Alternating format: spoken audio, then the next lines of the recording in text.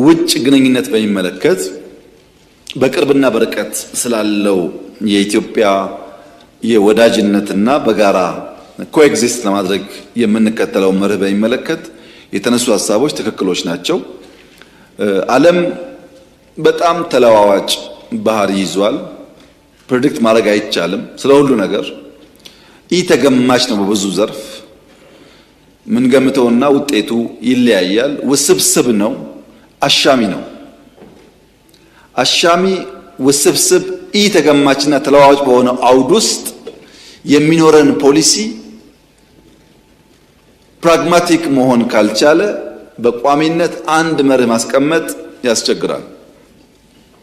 መስፈሪያው ናሽናል ኢንተረስት ሆኖ ፕራግማቲክ በሆነ መንገድ መሄድ ያስፈልጋል። ለዚህኛ የምንከተለው መንገድ ሀገርኛ ብሂል ነው። ውሃ ሲጠራ ባጭ፣ ሰው ሲታወክ ባት ይላል ሀገሬ ሰው።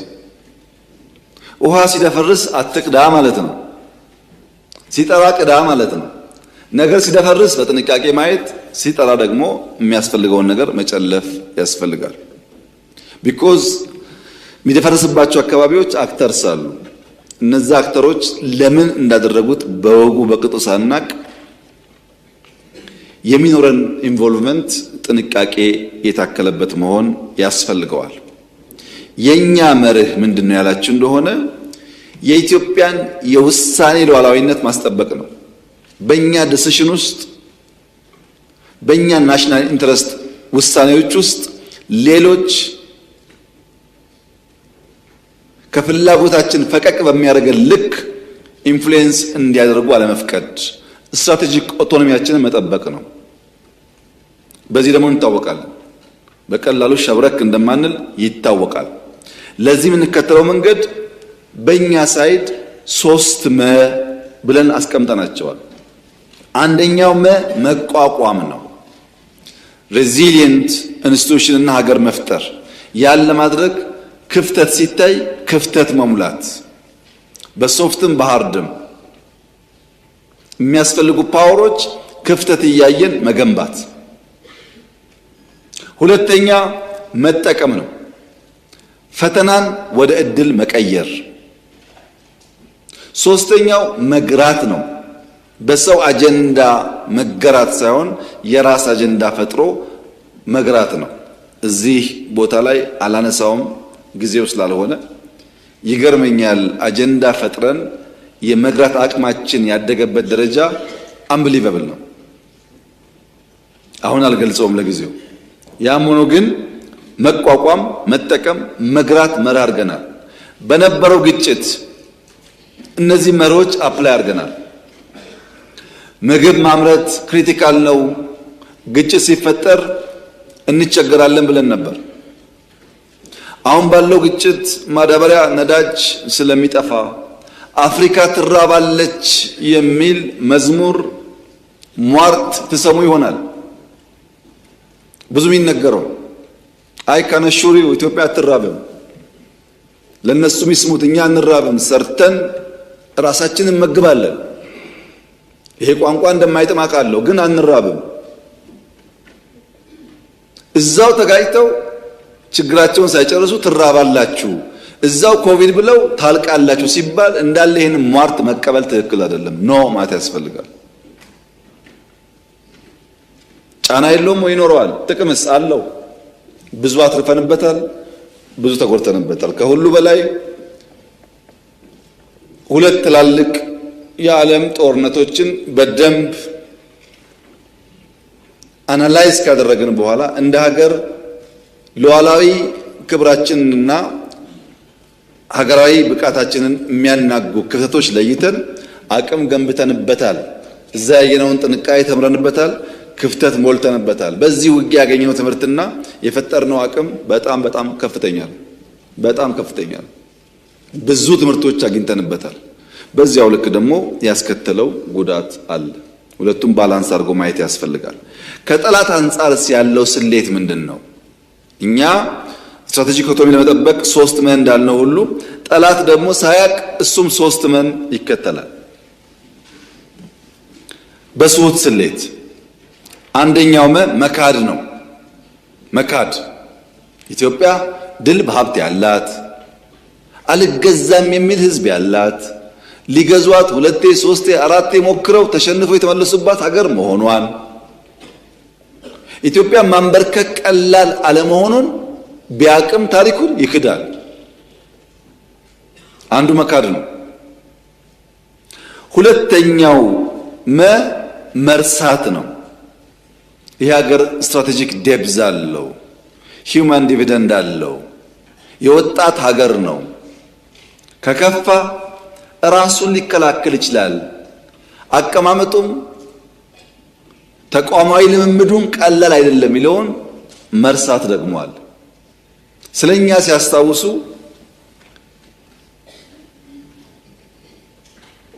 ደህንነታችንን እንጂ ስለኛ ሲያስታውሱ እምቢ ባይነታችንን ማስታወስ አይፈልጉም። አንዳንዴ ማራከስ ይፈልጋል። ሶስተኛው ምኞት ነው። ምኞት ያለፈ ስልት እስረኛ የመሆን ምኞት። ትናንትና ሻዕቢያና ወያኔ ከሱዳን ጋር ተባብረው ደርግን ጥለዋል። አሁንም እንደዛ ተባብረን እንጥላለን የሚል ምኞት።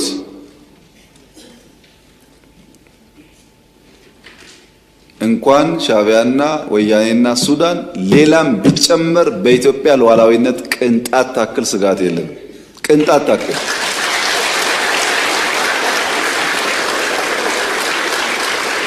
ያን ለመከላከል የሚያስችል ብቃት እየገነባን ያለ ነው። ጊዜው ሲደርስ እንዳስፈላጊነቱ እንገልጻለን። እኛ ስጋት የለብንም። ሰዎች ባረጀ ባፈጀ ስልት ድሮ በሰራ ስልት አሁን ለመጠቀም መሞከር ጠቃሚ አይደለም። ምክንያቱም ያኔ ስልቱ የሰራው በሸበጥ ጮፈሬ የላስቲክ ጫማ መሄድ የፈለገ መቅመል የፈለገ መራብ የፈለገ ቢገባውም ባይገባውም ወስቶ የተከተለ ኃይል ነበረ። አሁን ግን 22 እና መገናኛ ህንፃ አስቀምጠህ እዛ በመቀመጥ አይሆንም ማለት ነው። ተቀይሯል ጊዜው። ሀብት እያፈራህ ሀብትን እያጣጣምክ ራስን ደግሞ ለመስዋዕት ማዘጋጀት አብሮ አይሄድም። አልፎበታልና ይሄ ምኞትም አይጠቅምም።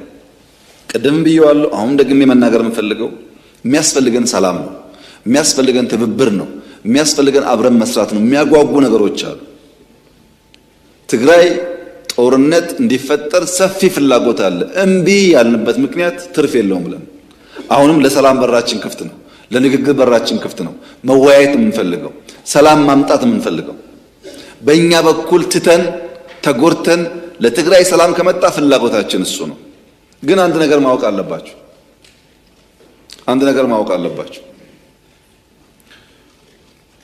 የዛሬ 20-30 ዓመት አሁን ያለው መንግስት አሁን እዚህ ፊት ለፊት የምታዩቸው ሰዎች ከወረዱ በኋላ ተመልሰው መጥተው ኢትዮጵያን እንምራ ካሉ ኢትዮጵያ ሞታለች ማለት ነው። እውነቴን እነግራችሁ፣ ኢትዮጵያ ለዘመኑ ለሲዝን የሚመጥን መሪ መፍጠር ካልቻለች ሰዎች እየወጡ የሚመላለሱባት ከሆነ ኮሌክቲቭሊ ሞታለች ማለት ነው።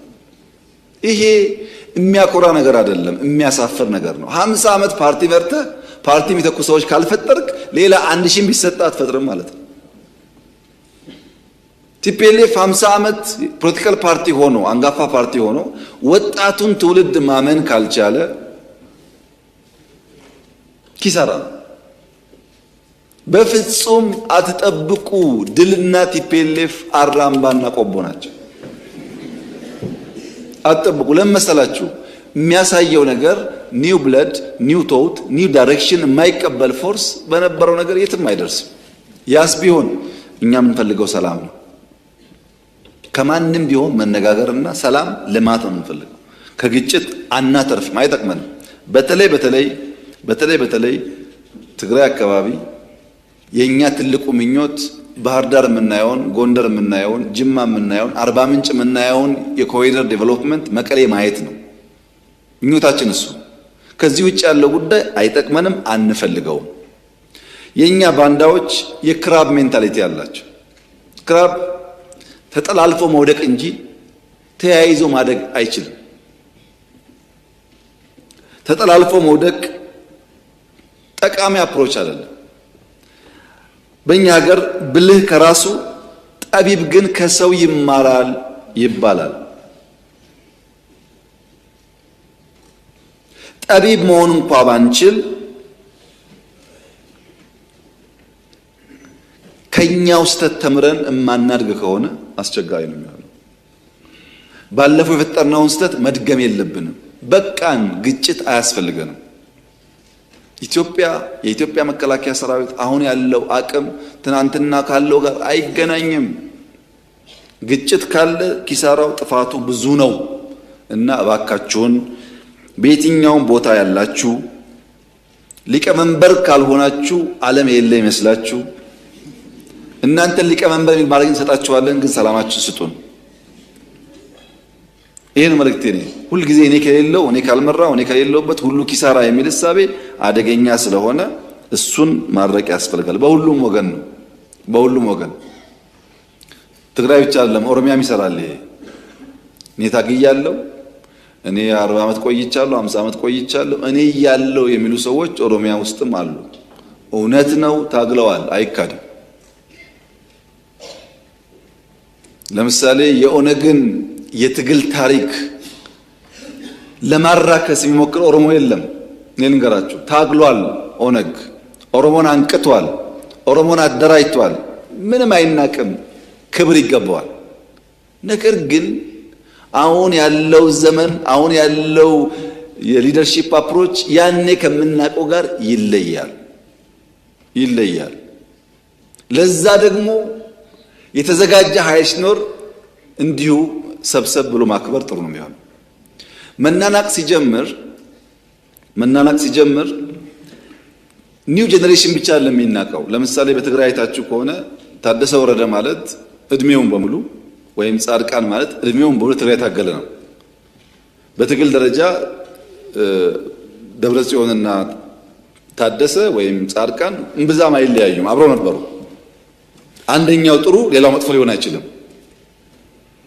ግን እየወደቅ ስትሄድ ልክ እንደ ውሃ ነው። እየወረቅ ስትሄድ መሽተት ትጀምራለህ።